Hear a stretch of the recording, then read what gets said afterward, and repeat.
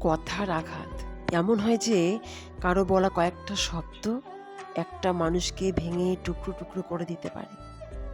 আবার কয়েকটাই শব্দ একটা ভেঙে পড়া মানুষকে জোড়া লাগাতে পারে। শরীরে আঘাত করলে সেই ক্ষত সময়ের সাথে শুকিয়ে যেতে পারে, কোনো এক সময় ওষুধ লাগালে সেটি সেরেও যায়। কিন্তু যদি কথার আঘাত দেওয়া যায় তবে তা মানসিকভাবে ভীষণ আঘাত করে। আর এই আঘাত কোনো কিছুতেই শুকিয়ে যায় না। তীরের আঘাতের চেয়ে কথার আঘাত অনেক কষ্টকর বলে মনে হয়। কারণ তীরের আঘাতের পাওয়া ব্যথা ও দাগ সময়ের সাথে শরীর থেকে মুছে গেলেও কথার আঘাত কখনো ভোলা যায় না।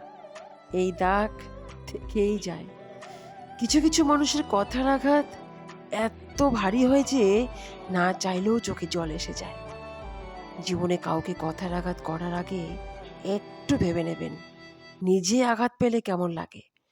একটা কথা মনে রাখা উচিত, কাউকে কাঁদিয়ে বেশি দিন ভালো থাকা যায় না।